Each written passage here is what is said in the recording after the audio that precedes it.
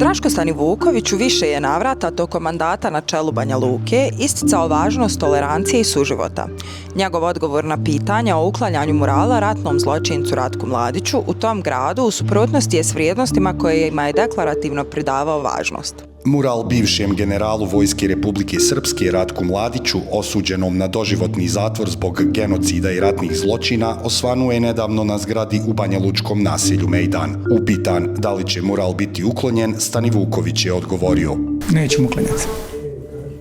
Ipak, Stanivuković je ranije često isticao značaj suživota i međunacionalne tolerancije u Banja Luci. Ali nemajte sumnje od Banja Luke da je mjesto u kojem ćemo se potruditi cijelim bićem da se ugodno osjećate, da živimo zajedno, da se volimo, da se poštujemo, da budemo prijatelji i da se u podijeljenom društvu ne plašimo to reći. U ljubavi da proslavite slozi, zdravlju, sreći, veselju, svi zajedno jedni sa drugima, u budućnosti život.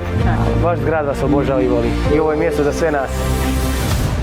Drašku Stanivukoviću suživot s Bošnjacima izgleda služi samo za vlastitu promociju na društvenim mrežama. Zbog činjenice da je Stanivuković izjavio da neće ukloniti mural Mladiću u Banja Luci, njegov stav ocijenili smo nedosljednim. Više ovakvog sadržaja pronađite na svim društvenim platformama Istinomjera.